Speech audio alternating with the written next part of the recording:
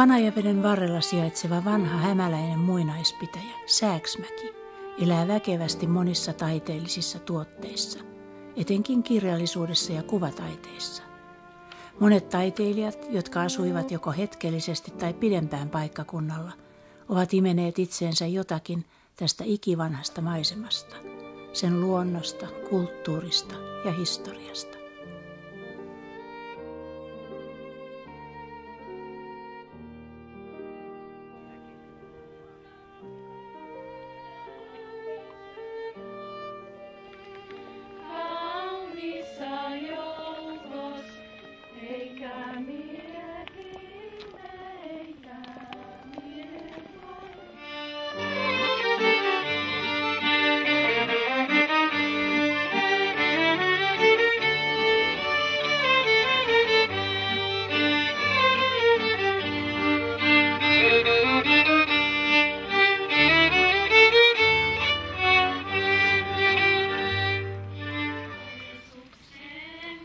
Elias Lönnrot ilmestyi Sääksmäelle 1831.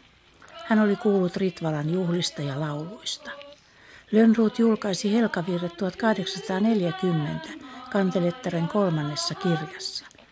Ritvalan helkajuhlien perinne on niin pitkä, että alkua ei tiedetä.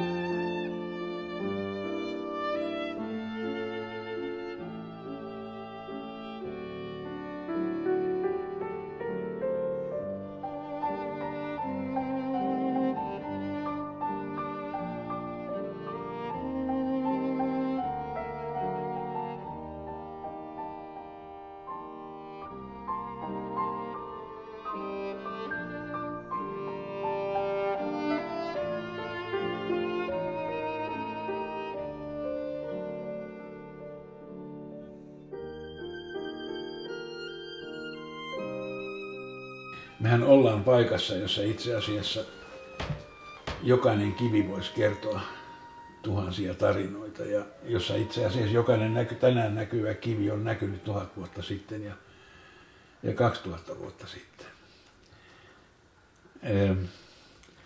Hämeen sydämessä, hämäläisen heimon sydämessä, itse asiassa liikenneväylien solmukohdassa, koska liikenneväylythän oli nuo vedet. Ja täällä esimerkiksi kaikkein rajummat maansiirtovälineet on oikeastaan teelusikka ja hammasharja. Museovirastokin on julistanut tämän alueen pitkälti tuonne 1 kilometriä Rapolan kartanon taakse ja siitä eteenpäin täältä ja ylittä Huittulan ja Pappilan ohitte ja Ritvalaan niin Suomen laajimmaksi yhtäjaksoiseksi muinaismuistoalueeksi. Tänne Hämeen keskustaan niin syntyvät nämä kartanot. Täällä oli alun perin kotimainen aatelisto tuomareina, siis maakuntatuomareina, pitäjätuomareina. Ja sitten tämän puolen kartanot, nämä Jutikkalat ja Lahiset ja Sulbergät eli Päivälät. Ja Sulbergan nimestä jo näkyy ihan selvästi tätä muinaishistoriaa, koska nehän on päivän palvontapaikkoja, päivän eli auringon. Täällä oli tietysti ensinnäkin tämä vaihe, jolloin Sääksmäki joutui pannaan. tai pannauhan alle. Ja tämä pannahisten luettelo, jossa on 25 kapinallista talonpoikajohtajaa, joiden joukossa on myöskin kuningas de Rapalum, eli Rapolan kuningas. Joka on ihan selvänä merkkinä siitä, että Rapola tuossa vieressä on ollut ikimuistoinen Hämeen keskus- ja päällikön asumus. Eli se on 1340 annettu Paavin antama pannaan julistus 25 sääksmäkeläiselle isännälle, koska he niskottelivat kirkollisverojen maksussa. Erittäin kohtalokas tuomio keskiajalla, koska siis silloin suljettiin koko yhteisön ulkopuolelle ja kukaan ei saanut olla siis tekemisissä semmoisen henkilön kanssa, joka on julistettu pannaan. Minkälaisia oli nämä ihmiset siis? Se olisi hauska tietää, kuka oli kuningas de Rapalum ja kuka oli Nikki Vari, joka asui täällä Voipaalassa. Ruotsinkielinen sukunimi, Susi. Täällä oli silloin jo ulkomaista väkeä, jotka oli tullut näille seudulle. Oli Saksasta ja Ruotsista ja muualta tulleita ja se näkyy niissä nimissä. Esimerkiksi tämän talon historiassa, niin täällä on yksi näistä Suomen kuuluisista, mitä mä nyt sanoisin, tuhkimotarinoista. Silloin kun Gripenbergit omisti tämän kartanon, niin se viimeinen niistä isännistä, joka on ilmeisesti ollut 1800-luvun merkittävimpiä suomalaisia yli malkaan, niin Sebastian Gripenberg, niin sen sukulaistyttö, vaimo, kuoli nuorena ja lapsia oli 7, mutta ei niistä tullut mitään. Mutta sitten tänne tuli 1830-luvulla Tampereelta Satulasepän tytär Piiaksi. Ja se oli 17-ikäinen. Ja sitten muutama vuotta sen jälkeen niin se paukahti paksuksi. Mutta isäntä Sebastian Gripenberg oli jo Mustialassa, jonne se oli perustanut tämän maanviljelysopiston. Ja se sieltä sitten kiireen vilkkaa haettiin, kun synnytyksen aika tuli. Sitä ei kukaan tiedä, että miten siinä todellisuudessa kävi, mutta kirkkoherra ystävällisesti joka tapauksessa merkitsi vihkipäivän päivää aikaisemmaksi kuin mitä esikoispoika syntyi. Ja niin Satulasepän tyttärestä, talon Piiasta, tuli vapaaherratar. Avioliitto oli ilmeisen hyvä. Mies oli aivan loistava, inhimillinen, hieno mies. Syntyi 8 lasta, joka ikinen Suomen historiassa merkittävä. Useita kirjailijoita, Suomen ensimmäinen naisasianainen Alexander Gripenberg ja monia muita. Bertel Gripenberg oli tämmöinen esikoisen poika, että siis arkkitehtejä muutama kappale ja niin edespäin. Eli siis aivan uskomaton, niin kuin mikä sellainen boostaus. Siinä saatiin tuoretta verta vanhaan aatelissukuun. Ja yhtäkkiä syntyi siis aivan valtava porukka. Kaikki eli täyden ikänsä.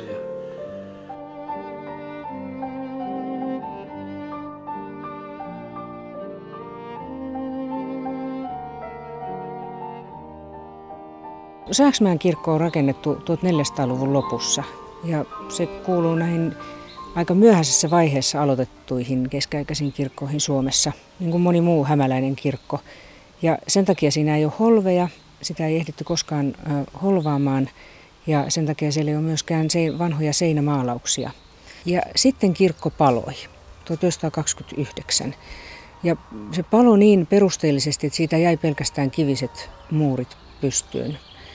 Päätettiin rakentaa kirkko uudestaan niihin entisiin muureihin, mutta vanhassa keskiaikaisessa pienessä muodossa.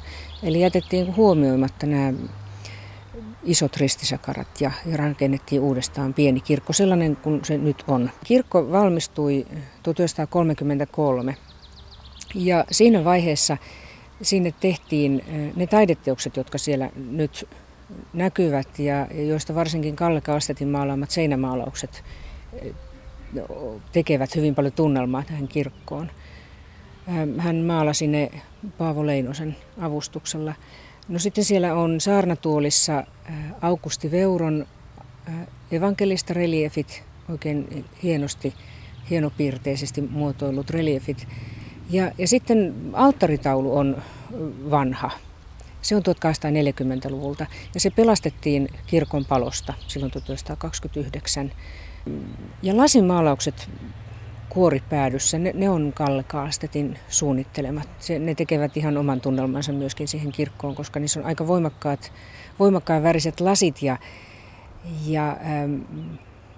Mä olen ajatellut niin, että Kahlstedt ensinnäkin piti voimakkaista tämmöisistä kansanomaisista väreistä ja hän tällä tavalla sai tähän kuoripäätyyn ja kirkkoon aika lämpimän värin.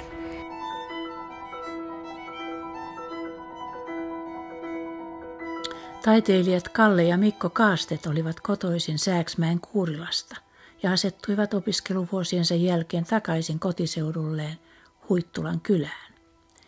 Kahlstedtit kuuluivat niin sanottuun marraskuulaisten ryhmään ja heidän perässään Sääksmäelle etsiytyivät kesänviettoon monet heidän taiteilijaystävänsä.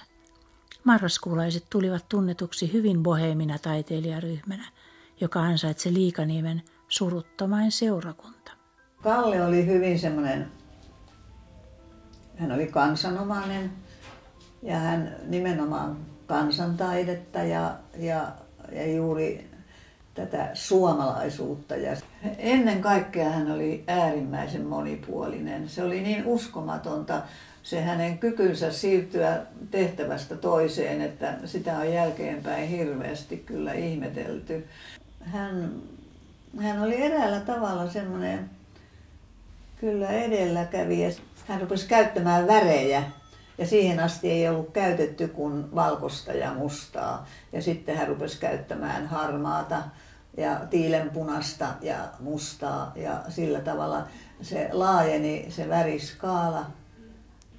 Ja itse asiassa hänen työkalunsa olivat niin vaatimattomat kuin tuommoiset haravan piikit, jotka oli katkenneita ja joku viila, vanha viila, jolla hän työskenteli. Mutta kun oli kova innostus, niin kyllä se sitten vaan onnistui.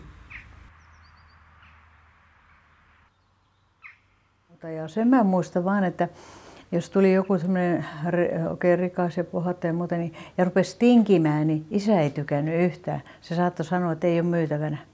Mutta sitten kun tuli joku tommoinen opiskelija, joka tykkäsi taiteesta ja sanoi, että ei ole varaa ostaa, mutta ihania, niin isä saattoi antaa jonkun, että tämmöistä, että ei hän...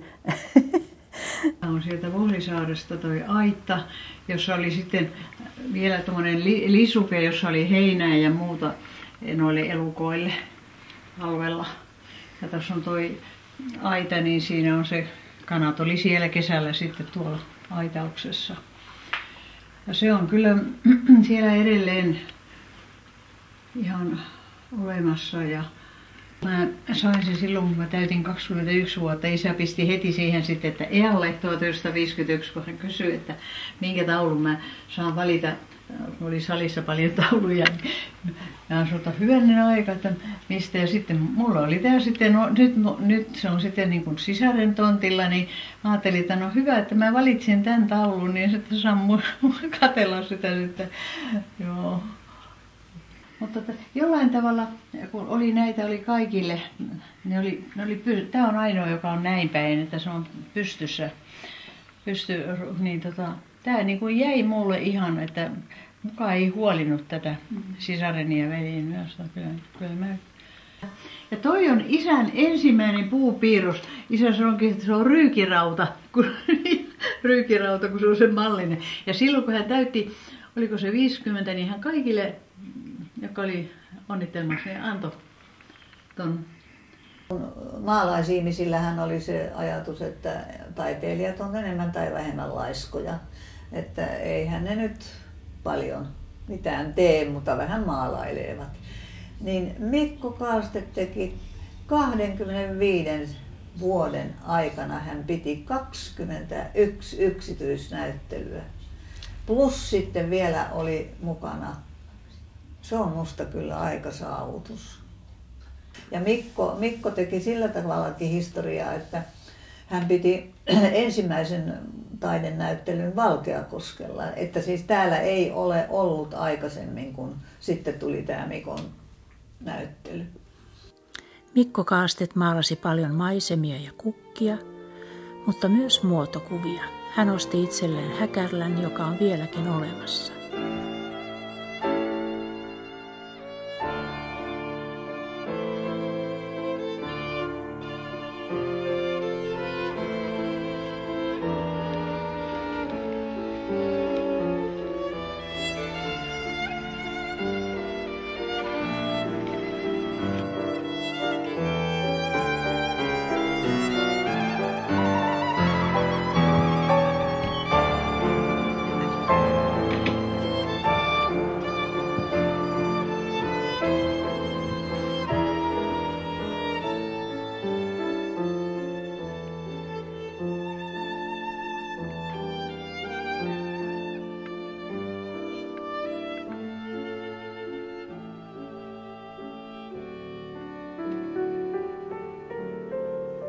Hän sanoi sitten Ilmari Vuorelle, että se on Kanalana tuo ylämökki ollut. Että jos sä siivoat sen itsellesi, niin saat asua siinä. No hän oli kauhean iloinen ja siivosi ja meille kasvoi hirveän hyvin ryytimaat sitten, kun oli sitä kananläntaa täällä. Ja sitten, miten hän oli toista vuotta vissiin siellä ja meni naimisiin. Ja sitten toi Mikko Hoinonen oli jo Lempälässä ollut meillä tahtonut maalata isän kanssa, että halusi noita asetelmia. Isähän oli asetelmamaalari oikein. Oinonen oli 4 kesää ensin. Mutta sitten oli taidekauppias Ilmari Sivori, joka otti aina sitten ison kasan aina täitilleiden tauluja ja kävi ympäri Suomea myymässä niitä. Ja niitä maksettiin sitten, miten oli noilla, vähittäin maksettiin. Ja sen jälkeen oli sitten Vexbackan perhe taidesalonkin tuolla Helsingissä. Ja Leonard Vexbacka oli isän tuttuja ihan nuorilta ajoilta siellä Helsingissä. Ja hän oli isän mesenaatti 4 vuotta. Se oli siihen vuoteen saakka, kun minä ilmestyin maailmaan. Että hän maksoi ja lähetti noin maalit, tarvikkeet ja isä antoi hänelle sitten taulut, mitä oli maalannut. Ja.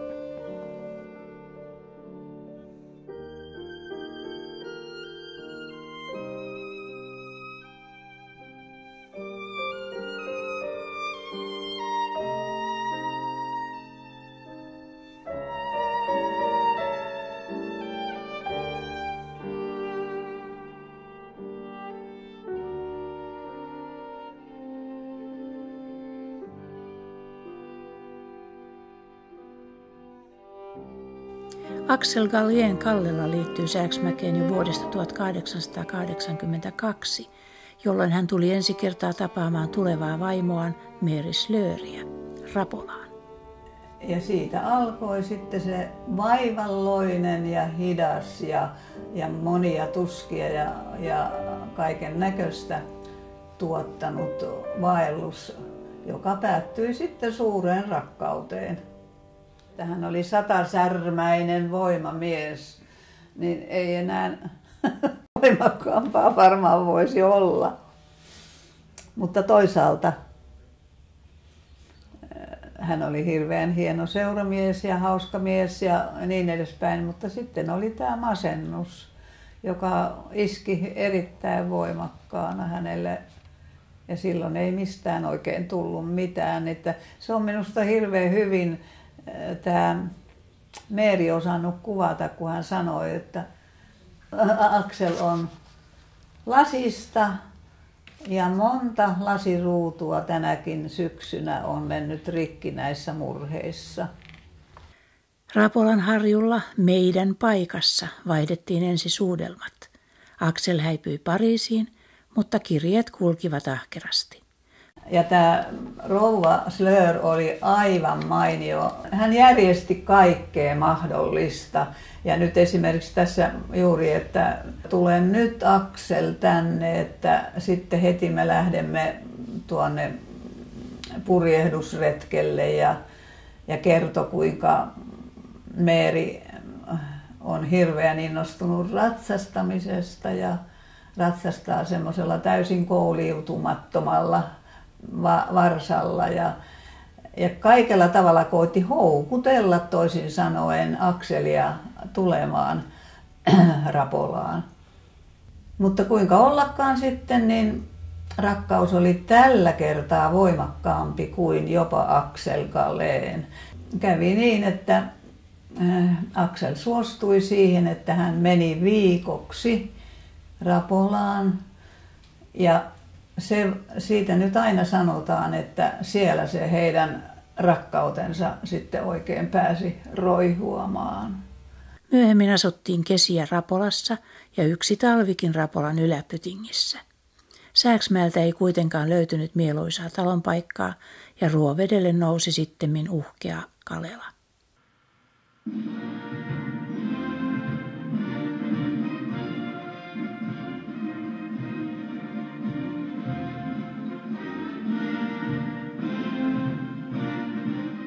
Svinhuvudien aatelissuku omisti muinoin Rapolan kartanon. Presidentti P.E. Svinhuvud syntyi siellä ja vietti lapsuutensa 6-vuotiaaksi asti.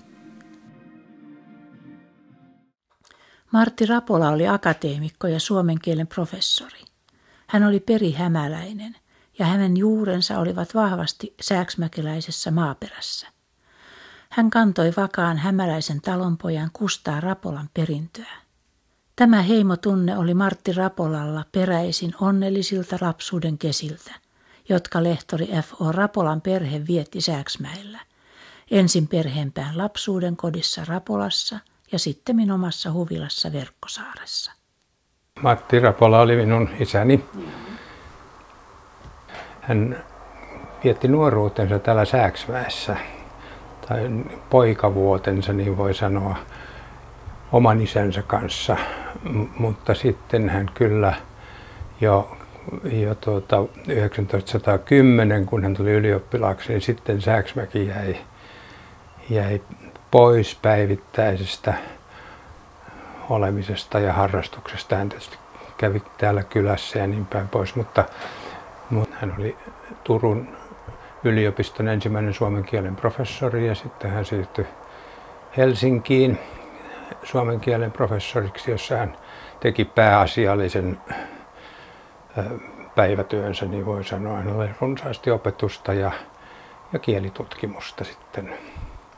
Mutta sitten kun hän jäi eläkkeelle vuonna 1954, niin hän sai tämän Soljala-nimisen palstatilan tästä itsellensä. Ja sen tausta on se, että vaikka hän ei ollut työssä täällä ei ollenkaan, niin hän oli hyvin kiinteä suhde sukuun ja hän teki sukututkimusta. Hän julkaisi yhdessä sisarensa Sirkka Kalijärvi-Poijärven kanssa sukuselvityksen jo vuonna 1929, joka on varsin kattava. Ja sitä sukuselvitystä on käytettykin sitten pohjana, kun on meidän sukupolvi on sitten tehnyt noita sukuselvityksiä, tosin leikaten siitä suuresta aineistosta vaan sen osan, joka liittyy tähän Sääksmäkeen. Mutta ne on juuri ne poikavuodet ja ne suhteet tuohon hänen isoisäänsä, joka piti Rapolan taloa tai kartanoa, niin ne oli niin kuin ne tärkeät kiinteät asiat. Ja sitä paitsi hänen isänsä rakennutti tuon Verkkosaaren huvilan tuonne Verkkosaaren kärkeen, ja hän ehti olla poikavuosistansa jotakin 11 tai 14 vuotta suunnilleen kaikki kesät siellä, niin se kiinnitti hänet niin kuin suvun juurille ja myöskin tähän maisemaan ja paikkaan, joka hänellä oli tärkeää. Emil Nervander oli taidehistorioitsija, museomies, teatterikriitikko ja kirjailija. Hän oli Aleksis Kiven ja Kaarlo Bergbomin ystävä ja omana aikanaan hyvin tunnettu ja monitoiminen kulttuurihenkilö. Kerran Nervander ja Kaarlo Bergbom haaveilivat Voipaalassa suomalaisesta teatterista ja tulivat siten lausuneeksi Suomen kansallisteatterin syntysanat. Emil Nervander syntyi 1840 Helsingissä ja kuoli 1914 Harjavallassa. Hän liittyy kiinteästi Sääksmäkeen sillä tavalla, että hänen setänsä omisti Voipaalan kartanoa useamman vuosikymmenen ajan. Ja koska Emil Nervanderin isä kuoli, kun hän oli vasta 8-vuotias, niin Voipaalan kartanosta tuli eräänlainen kodin korvike hänelle. Tai tämmöinen niin kuin turvallinen sukulaisten paikka. Ja Emil Nervander vietti täällä kesiä 1860-luvulla. Kesiä ja jouluja erityisesti. Teatterihistoria liittyy Voipaalan ja Nervanderiin sillä tavalla, tai suomalaisen teatterihistoria, että Nervander kirjoitti 1867 muutamassa päivässä, hän kirjoittaa tästä itse päiväkirjassaan, muutamassa päivässä seuranäytelmän Mätäkuun päivä. Se näytelmä tehtiin ja se koko tilaisuus järjestettiin sen takia, että Voipaalan kartanon emäntä Maria Nervander, joka siis alun perin omisti sen Voipaalan kartanon, ja Frans Nervander, Emil Nervanderin setä meni hänen kanssaan naimisiin, niin Maria Nervanderilla oli syntymäpäivä. Ja tämän syntymäpäivän kunniaksi näyteltiin sitten näytelmä. Joo, siis teatteri oli ihan tavattoman tärkeä. Se oli paljon tärkeämpi kuin nyt. Se oli siis tämmöinen... Se oli ensinnäkin kirjallisuuden korkein muoto. Se oli siis se kaikkein, ja myöskin niin kuin koko taiteen kentässä niin semmoinen ihan, että teatteri oli se niin kuin ensimmäinen. Et nyt kun eletään tässä 100-vuotiaassa kartanon päärakennuksessa, jonka Valdemar Nieminen rakennutti perheelleen silloin 1912 on valmistunut tämä talo. Ja heidän aikanaan oli tosiaan suuri tulipalo. Siitä löysin muuten sitä arkistosta niin valokuvan siitä palaneesta rakennuksesta. Ja tulipalo on ollut siis edellinen niin 1908. Ja tämä Niemisen perhehän on sitten vasta ensimmäinen talonpoikainen suku, joka omistaa Voipaalan. Ne aikaisemmat suvut oli kaikki tavallaan säätyläisiä tehtailijoita tai aatelistoa. Hupaisana tarinana ainakin itselle tullut mieleen, että täällä on oltu aika uhkarohkeita ja tehty aina jotain aivan ennennäkemätöntä. Sokerijuurikastehdas oli tämmöinen, johon otettiin suuret lainat. Ja osa näistä tosiaan siirtymisistä on ollut sitten ihan tosiaan huutokauppoja. Mutta siellä on avioliittoja kyllä. Ja sitten sieltä löytyy muistaakseni nämä Ignatius ja Jansson suvut, niin sielläkin on avioliitto siellä siirtymävaiheessa, että on saatettu sitten tosiaan tytärperiä Voipaalan. Ja ihan niin kuin Niemisistäkin tosiaan Ilkkoihin siirrytään, niin Helvi Nieminen tosiaan jatkoi sitten kartanoa ja avioitui sitten Elias Ilkan kanssa. Ja käytti siinä välissä nimeä Helvi Voipaala, koska he avioituvat sitten vaikka myöhään. Että Helvi oli yli 40, kun menivät naimisiin. Ja se oli kummallekin ensimmäinen avioliitto.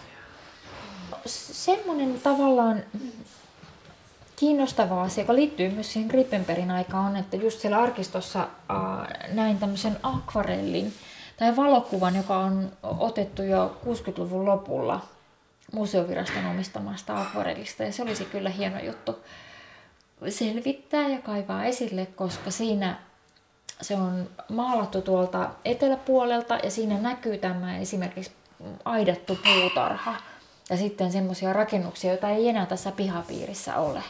Ihan selvästi tämmöisiä niin kuin pienempiä kuin tämä päärakennus, mutta asuinrakennuksia. Ja ihan koitin arvioida ja pohdittu tätä tässä muiden kanssa, että perspektiivipiirrosta maalausta ei kukaan varmaan lähtisi tekemään sellaisesta, jota ei ole olemassa. Että karttapiirustuksia ja suunnitelmia voi löytyä myös sellaisesta, jota ei olekaan toteutettu.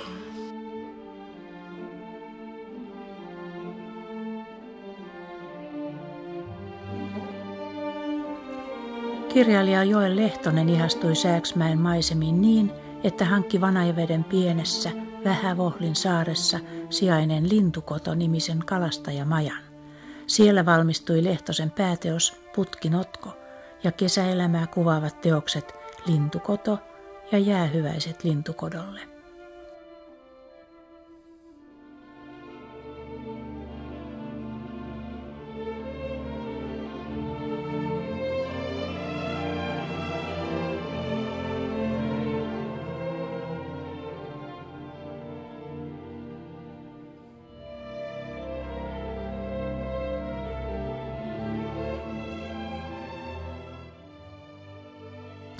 Professori K.E. Kivirikko oli aikanaan maamme tunnetuimpia kasvi- ja eläintieteilijöitä, lintutieteilijänä varmasti tunnetuin.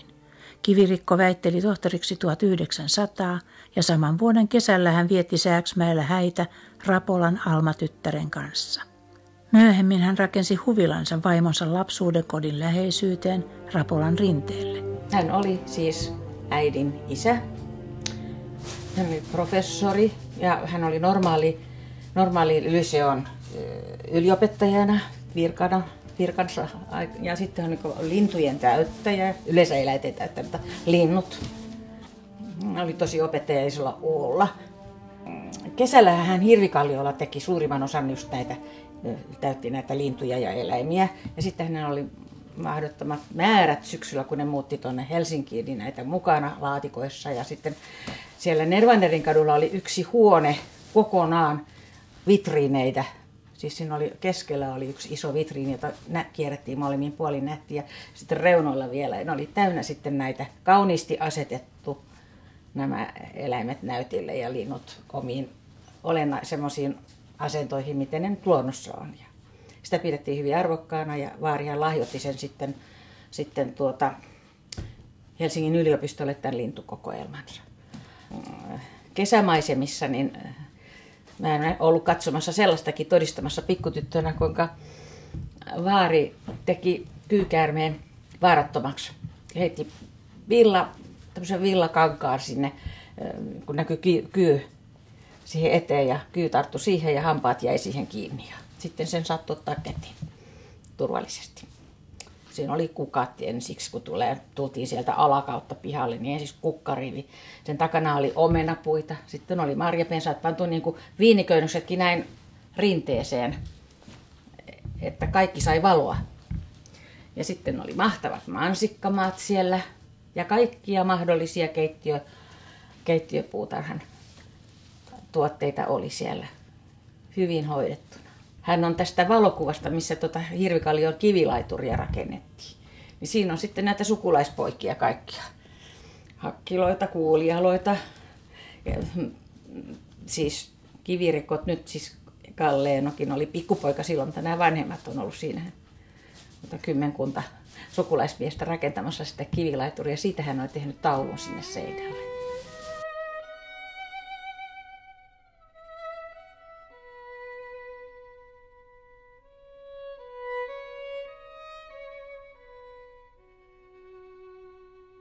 Suomalaisen historian tutkimuksen suuri mies, akateemikko Eino Jutikkala, on syntyperäisiä sääksmäkeläisiä. Kirjallisuustieteen professori Maija Lehtonen on Eino Jutikkalan sisaren tytär. Molemmille Jutikkalan kartano on aina ollut kesän kiintopiste. Ja yksi tarina, joka liittyy Jutikkalaan, kertoo siitä, miten Blofieldit tulivat tänne Jutikkalan isänniksi.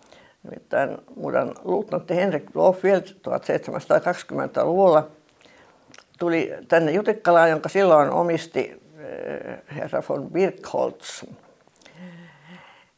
Ja pyysi saada ostaa Jutikkalaa. Mutta Birkholz sanoi, että en myy Jutikkalaa, mutta jos nait minun tyttäreni, niin sitten tulee kaupat. No kyllähän se käy, sanoi tämä Blofield. Ja tytär Eeva-Katariina oli silloin 12 tai 13-vuotias ja hän oli laskemassa kelkkamäkeä. Varmaankin jossakin tässä lähettyvillä, koska rakennukset ovat aina olleet suunnilleen samoilla paikoilla. Ehkä tuosta mäkeä alas Harjoisjärven rantaa kohti. Ja Eeva-Katariina tuli sisään ja isä sanoi, että tyttäreni, saan esitellä sinulle sulhasesi. Tässä on tämä sulhanen luutnantti Blofield. Ja no Eeva-Katariina ei muuta kuin niiasi ja kiitti ja meni takaisin kelkkamäkeen. Siis näin kertoo tarina, joka on kerrottu myöskin kirjoissa, esimerkiksi Emil Närvanderin kirjassa Från sjöar och åsar i Tavastland, joka on suomennettunakin tuossa pöydällä. Sitten vuonna 1838, kun leskirouva Aurora Blofield omisti Jutikkalaa, niin täällä syttyi tuhoisa tulipalo. Sai alkuunsa navetasta ja tuhosi aivan kaikki rakennukset, paitsi tuota keltaista viljamakasiinia, jonka näitte tuolla mäellä tullessanne. Se on 1700-luvun ehkä puolivälistä. Ja toinen, mikä säästyi, oli kartanon viinan polttimo tuolla toisella suunnalla Saarioisjärven rannassa. No, tämä leskirouva sitten ryhtyi tarmokkaasti rakentamaan uusia rakennuksia. Ensimmäisenä valmistui tämä päärakennus 1840, siis varsin pian sen palon jälkeen.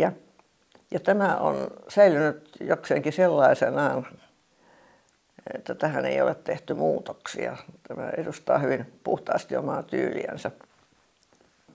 Blofieldit joutuvat kuitenkin taloudellisiin vaikeuksiin, ehkä juuri näiden suurten rakennushommiensa takia.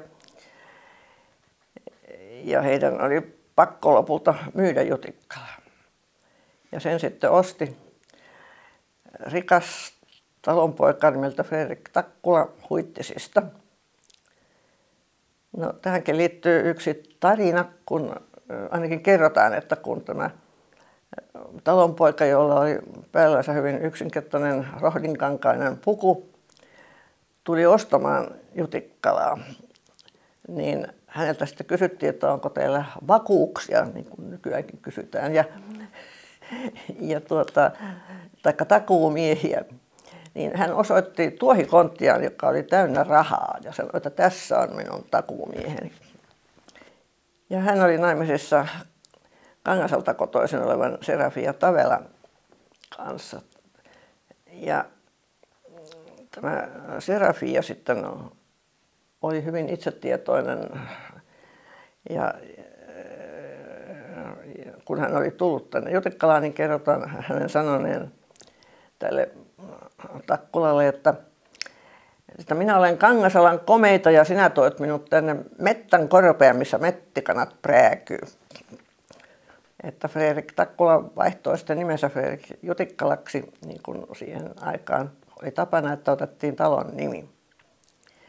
Mutta kun hänen poikansa meni Hämeenlinnaan sitten Lyseoon, niin siellä opettaja sanoi, että Jutikkala ei ole mikään henkilön nimi, että se on talon nimi, että ota joku muu nimi. Ja hän keksi sitten itselleen hyvin mitään sanomattoman nimen Rinne.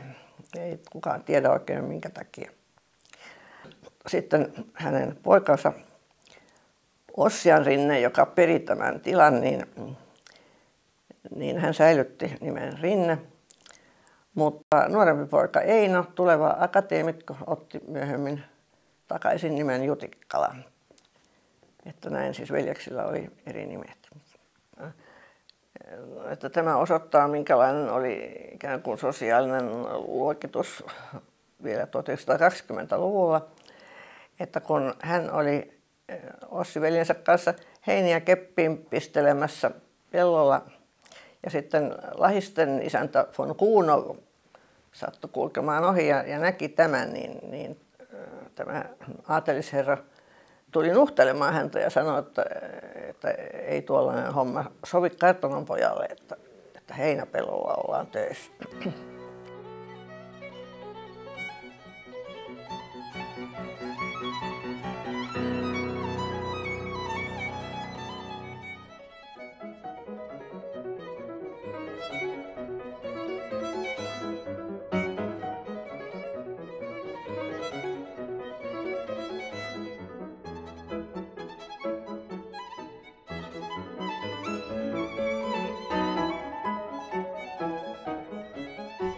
Tämä iso Jugend-tyyppinen huvila on rakennettu ja tämä valmistunut vuonna 2012. Tän on aikanaan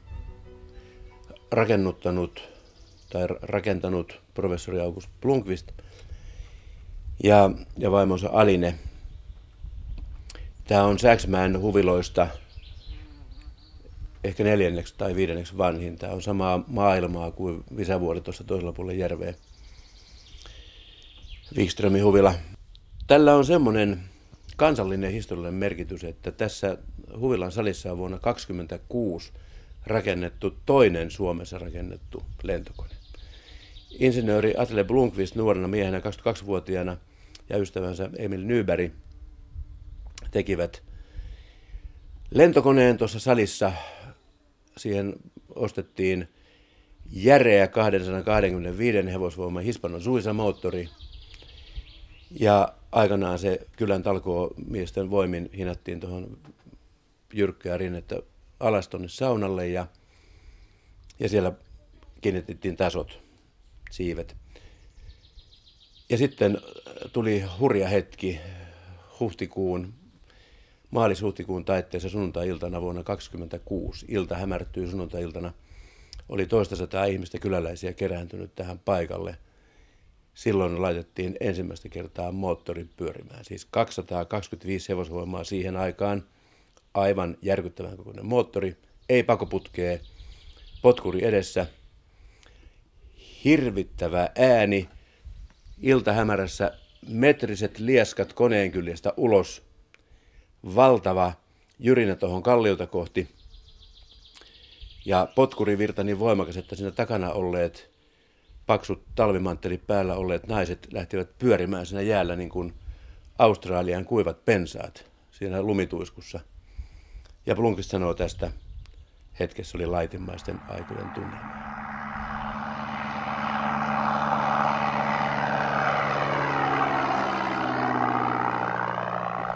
Kylän keskeisessä talossa Ollilassa oli lukuisat kinkerit.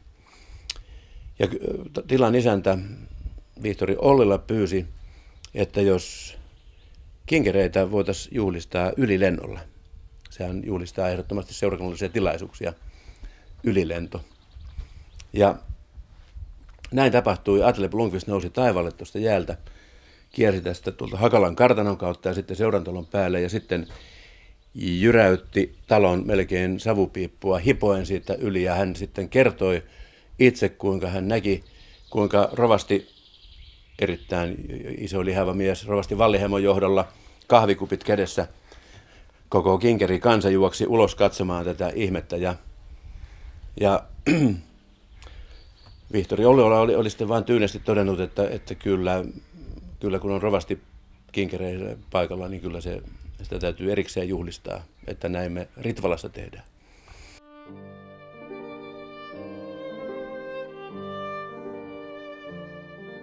Pekka Halonen tutustui ensi kerran Sääksmäkeen ja Visavuoren syksyllä 1894. Viika ja Halonen maalasivat yhdessä, joskus samaa malliakin. Kalvolasta Rauhalahden kartanon sivurakennuksesta saivat Haloset mainion kesänviettopaikan.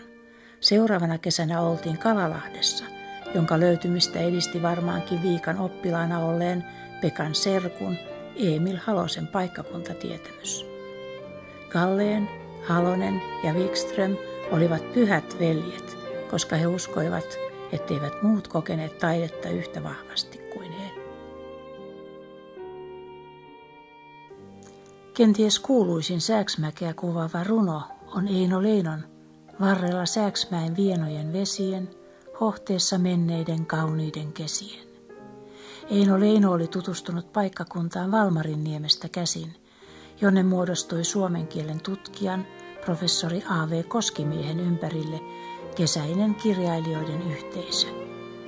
Valmarinniemessä vierailivat Eino Leinon lisäksi ainakin Kasimir Leino, Larin Kyösti, Paavo Kajander ja Teuvo Pakkala.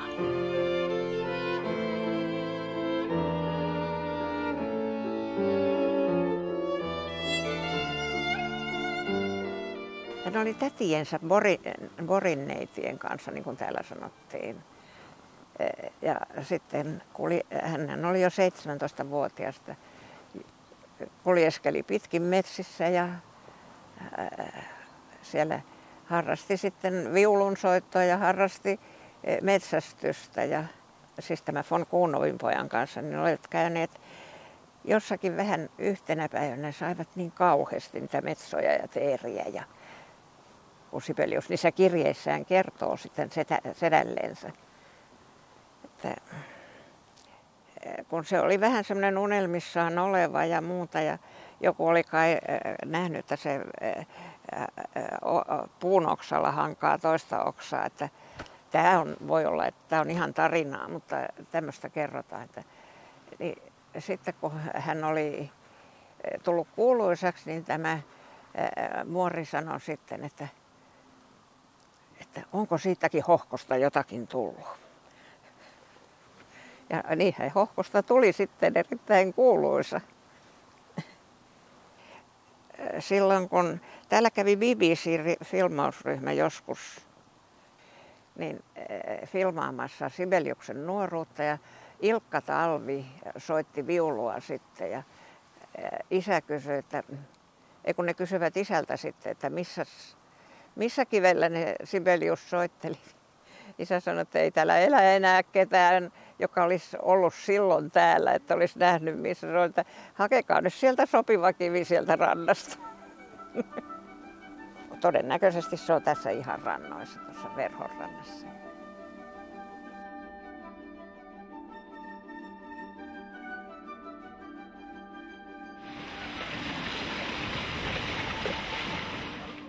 Tämä rakennus, punainen rakennus Haapasalo, on alun perin isovanhempieni kesähuvila. Isovanhempani filosofian tohtori Kaarlo Koskimies ja hänen vaimonsa Värna löysivät tästä Rautunselän rannalta tällaisen kauniin niemen ja sitten kesähuvila pystytettiin vuonna 1898. Ja tässä Haapasalossa vietti tämä perhe kesiään. Heillä oli 8 lasta, josta nuorin Eero Koskimies eli isäni viulisti oli nuorin.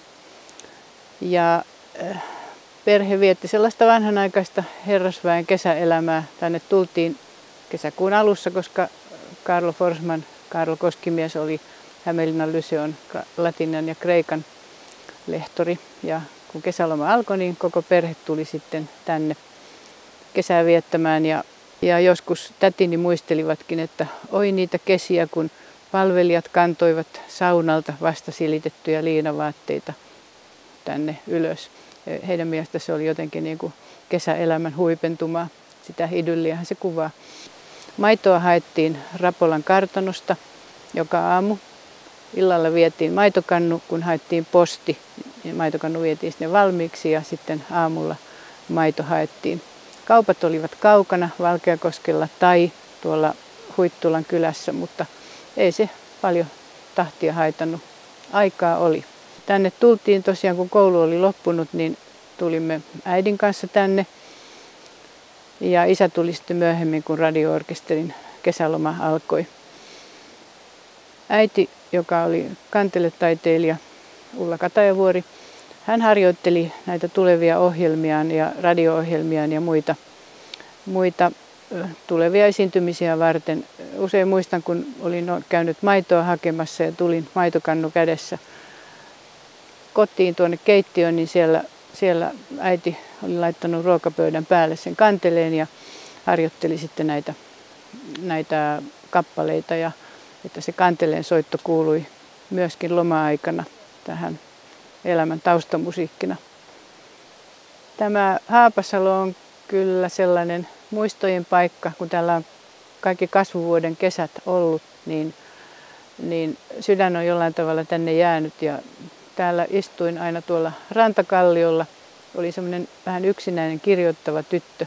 Kirjoitin päiväkirjaa, kirjoitin kirjeitä tyttöystäville, ja kun hain postia, niin se oli aina erittäin tärkeää, että oliko saanut kirjeen. Oli suuria ilonaiheita. Tämä luonto sai minut kirjoittamaan runoja, koska niitä olen kirjoittanut koko ikäni ja julkaissutkin sitten 8 runokokoelmaa. Ja kyllä niissä on Haapasalostakin syntyneitä säkeitä mukana. Missä muualla ihminen oikeastaan tämmöisiä syvimpiä kasvujen elämyksiä voi kokea kuin juuri tämmöisessä rakkaassa kesäpaikassa. Näin siltä minusta tuntuu. Isoisäni Kaarlo Koskimiehen veli A.V. Koskimies tunnetaan runoilijana. Ja hänhän on kirjoittanut muun muassa tämän Maa ponteva Pohjolan äärillä on tämän laulun. Samoin Souda souda sinisorsa ja Tuule tuuli leppeämmin, jotka Sibelius on säveltänyt. Rauttunselän rannalla vietti kesiään runoilija Aaro Hellaakoski, joka oli minun luonnonhistorian opettajanikin runsaan vuoden ajan, ennen kuin hän sitten kuoli. Ja myöhemmin, kun olin vähän kasvanut isommaksi, niin aloin lukea Hellaakosken runoutta. Ei hän ole mikään nuorten ihmisten runoilija, mutta sitten kun ihmiselle tulee hieman ikää, niin hänen runoudestaan saa paljon enemmän irti. Näin minullekin kävi. Tein sitten gradunikin Hellaakoskesta ja hän oli hänestä tuli erittäin tärkeä runoilija. Mutta Hellaakoskihan kirjoitti täällä Rautunselän rannalla tuolla Kalalahdessa niin sen ikimuistoisen kauniin runon Hauen laulu. Näin tämä tiedetään ihan varmasti. Syntyi eräänä yönä ja hän aamulla itsekin ihmetteli, että miten on syntynyt runojen runo. Kosteasta korostaan nous hauki puuhun laulamaan. Jos nuori mies haluaa armeijasta tultuaan jonkin hyvän kesätyöpaikan, niin tässä on sellainen. Minulla oli nimittäin vuonna 1968, jolloin pääsin armeijan harmaista, niin mahdollisuus tulla tänne Visavuoreen Emil Wikströmin taiteilijamuseoon oppaaksi. Ja se kesä oli tosiaan unelmien kesä. Ja tämä paikka oli tietysti kesäparatiisi. Tosin tämä paikka oli tuttu jo aikaisemminkin. Olimme me olleet tuolla Rautunselän toisella puolella Niittysaaressa jo kesiämme koko perheellä 15 vuotta. Eli kaikki nämä tienoot olivat hyvinkin tuttuja. Ja Visavuoreen tutustuin sitten tietysti jo hyvinkin tarkasti ja opiskelin hyvin tarkkaan Emil Wikströmin tuotannon, hänen patsaansa ja maalauksensa ja muunkin tuotantonsa. Ja opin myöskin tuntemaan isäni vanhan sotakaverin Kari Suomalaisen, jonka huvila on tuolla alhaalla. Karihan on siis Emil Wikströmin tyttären poika.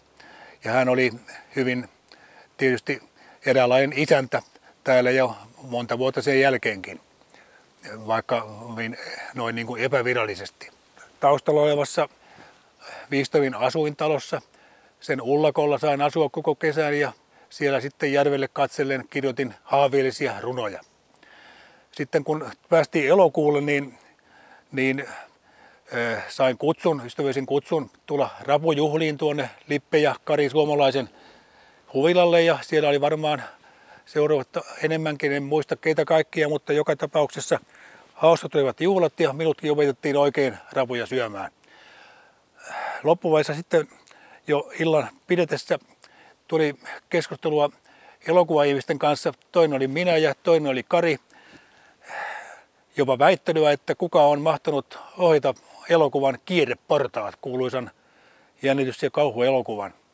Kari oli varma omasta kannastaan ja minäkin nuorena miehenä olin hyvin varma tietysti. Päätettiin sitten kaikessa somussa ottaa asiasta selvää, puolueetonta selvyyttä. Sitähän löytää tietosanakirjasta ja sieltä ikävä kyllä löytyi sitten oikea tieto. Ja se tieto oli sama kuin Karilla eli Robert Sionmak. Kari oli siis tälläkin kertaa niin kuin aina ollut oikeassa.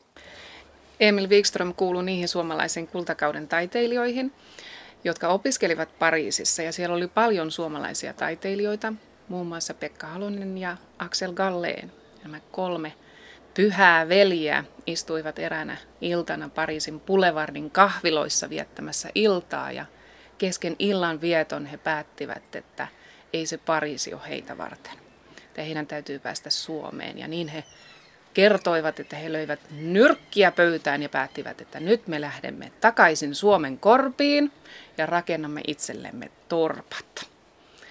Ja näin Suomeen syntyi Visavuori, Kalela ja Halosenniemi. Emil Wikström löysi Visavuoren soutelureissullaan. Hän katseli näitä kauniita Vanajaveden maisemia ja päätti tämän niemen nähdessään, että tämä on ideaali paikka hänelle. Kerrotaan, että Axel Gallenin piti jäädä myös viereiseen niemeen, mutta hän ei voinut sietää sitä, että Emil Wikströmin Visavuori oli huomattavasti korkeampi kuin hänen niemensä. Ja se olisi tarkoittanut sitä, että toinen taiteilija on aina hänen yläpuolellaan. Ja samoin hän kuuli omalle niemelleen, kuinka lehmänkello kilisi. Ja silloin Axel Gallen sanoi, että hän ei voi jäädä tänne, kun sivistys on liian lähellä. Ja niin hän lähti pois, mutta Emil Wikström tuli ja jäi. Ja Suomen ensimmäinen erämaa-atelje on tämä Visavuori, joka valmistui tänne 1894. Ateljeessa on 3 pientä lyijylasityötä. Ensimmäisessä on naishahmo kädet levällään. Hän on Wikströmin kaunis vaimo Alice. Ja Alice huutaa siinä apua, koska hän on juttunut lumimyrskyn keskelle Visavuoreen. Ja hänen toisella puolellaan on auringon punainen hehku ja Välimeren sininen. Ja niistä tulee Ranskan trikolori hänen taakseen, koska hänen sukujuurensa meni Eurooppaan. Toisessa ikkunassa on niin sanottu Alicen lohtuikkuna. Siitä paistaa aina aurinko, vaikka olisi keli mikä hyvänsä, ja sadepisarat tipahtaa aukeaville ruusuille. Ja 3. ikkunassa on Emil Wikström itse vasaran kanssa, koska hän on kuvanveistäjä. Hänen vierellään kasvaa tulppaani, koska hän rakasti puutarhanhoitoa. Ja koko kuvan yli menee aikavana, koska aika lopulta ylittää jokaisen meistä. Visavuori on täynnä yksityiskohtia. Asuinrakennuksen salissa on upea katto, jossa on suuri tähtikuvio. Ja se tähti koostuu 2 kolmiosta. Silloin kun on kolmiokärki ylöspäin, niin se on hyvyys. Ja kolmiokärki alaspäin on pahuus. Ja kun ne yhdistetään, niin se tarkoittaa täydellisyyttä. Nämä sekä Gallen, Halonen, Wikström, kaikki nämä sen ajan taiteilijat kävi Karjalassa katsomassa arkkitehtuuria ja niitä ihmisiä, luontoa. Ja sieltä sai paljon ideoita näihin erämaa-ateljeisiin. Ja ruokasalin kiinteät kalusteet on Wikström suunnitellut ja niissä on hyvin kauniita kaiverrettuja yksityiskohtia. Wikström oli hyvin ahkera kuvanveistäjänä ja työntekijänä. Hänellä oli loputtomasti harrastuksia. Tämä puutarhanhoito oli yksi. Sen lisäksi hän harrasti valokuvausta, miksi hän rakensi itselleen ateljeeseen oman pimiön. Musiikki oli hirveän tärkeä osa Visavuorta. Alice Wikström soitti kitaraa ja hänellä oli flyykeli. Tyttäret soitti viulua, Emil Wikström soitti huilua. Ja sen lisäksi Visavuoressa on myös omat urut. Ja ne urut on täysin uniikit myöskin. Wikströmin yksi veli oli urkujen rakentaja. Ja tämä veli sai tehtäväkseen suunnitella ja rakentaa urut Visavuoreen.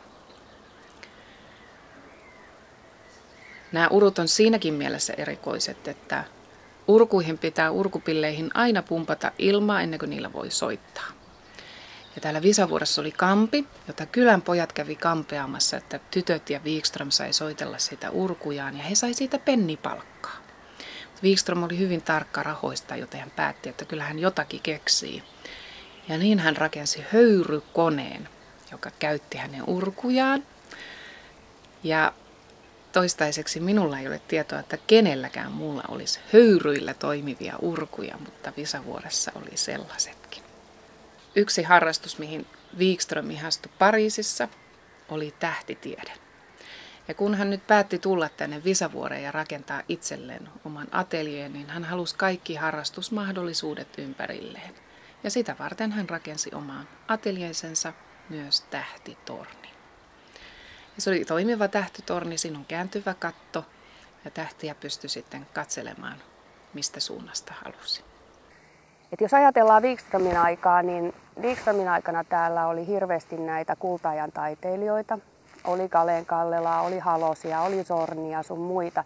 Ja sitten taas mun isän aikana, ja mun isähän oli siis Wikströmin vanhimman tyttären poika, niin isän aikana oli sitten sen ajan taiteen ja politiikan ja kulttuurin vaikuttajia.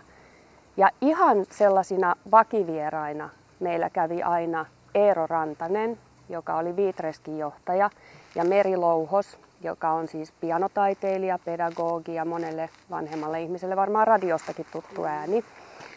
Ja isällä oli semmoinen tapa, että kun tänne tuli vieraita, siis ihan niin kuin Kalevi Sorsa ja vaimonsa Irene tanssi niiden hopea hääpäivä valssin meidän takaverannalla, niin isällä oli semmoinen tapa, että aina kun joku tuli taloon, niin ensimmäisenä se marssitettiin yläkertaan katsomaan isän suurta ylpeyden aihetta, joka oli Tamminen vessan istuinpytty. Ja sitten seuraavaksi isä korosti sitä, että Visavuoressa on yksi sääntö. Täällä kaikki tekee just mitä lystää. Ei ole mitään semmoisia sääntöjä tai mitään tapoja, joita pitäisi noudattaa. Että kaikki on ihan niin kuin pellossa, että ei mitään rajaa. Ja ne oli ne kaksi ainoata ja sen jälkeen isä asettui niin kuin sitten taustalle seuraamaan niin kuin huvittuneena näytelmää. Että isähän oli hyvin sellainen, ehkä se johtui siitä pilapiirtäjän ammatistakin, että seurasi niin kuin elämää sivusta, tarkkaili, teki havaintoja ja oli aina äärimmäisen huvittunut ihmisten käytöksestä.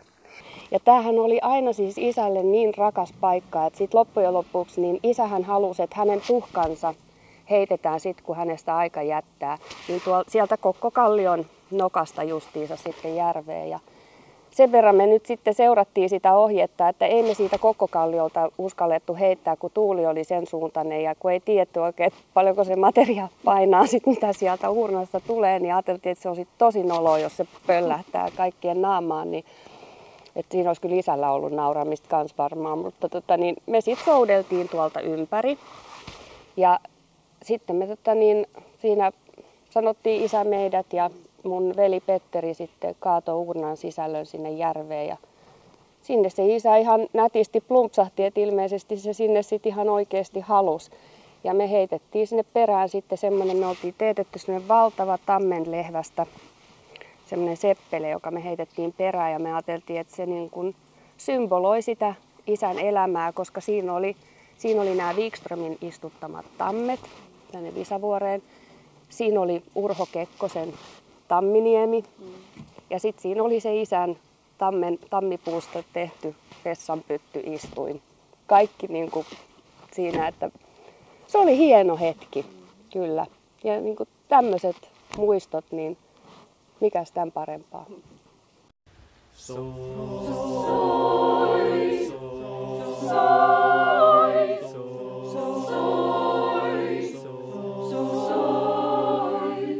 Tein minä pajusta hilpeän huilun, mutten ääntä mä siihen saanut.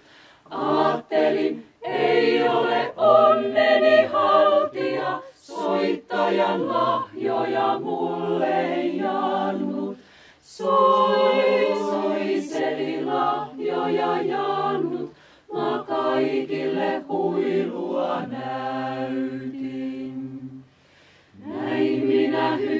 toisen. Hyttynen kuule, puhalla huiluni sielu ja henki. Aurinko paistaa, ei ole aikaa, hyrisi Hyttynen hämärän renki. Soiseli hämärän renki, ja huiluni päivässä kiilsi.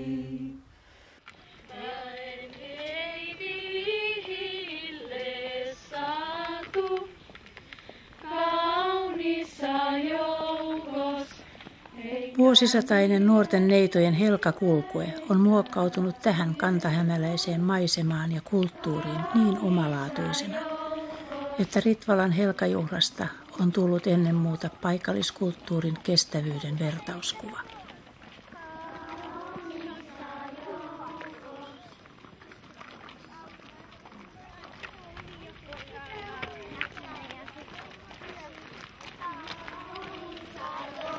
Niin, helkakulkuessa kulkeminen.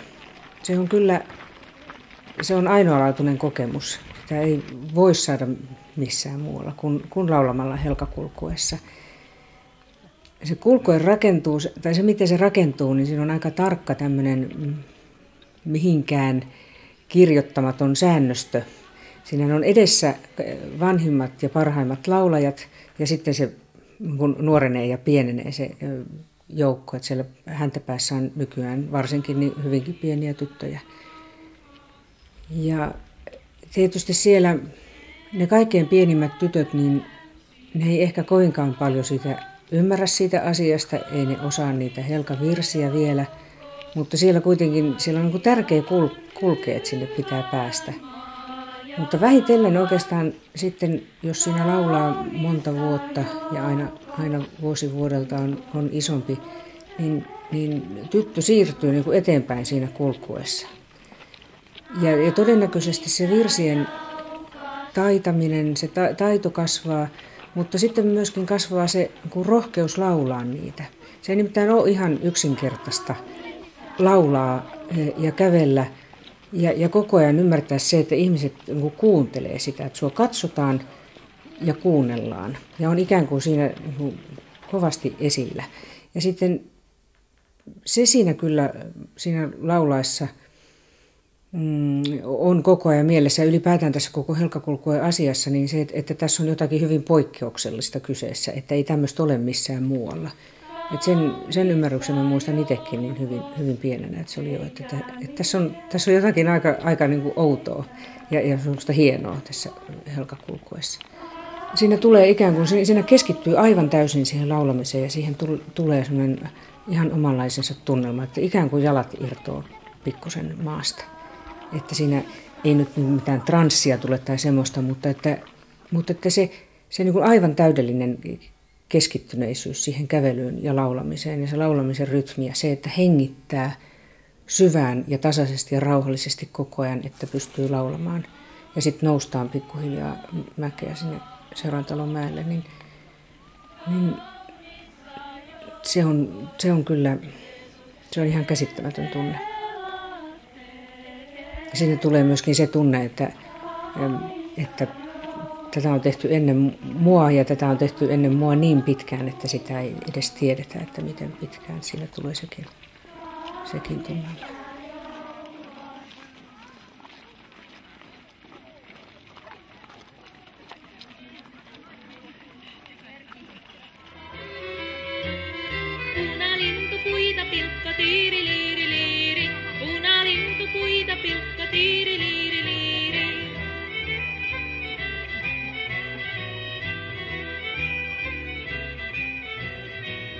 Tiiri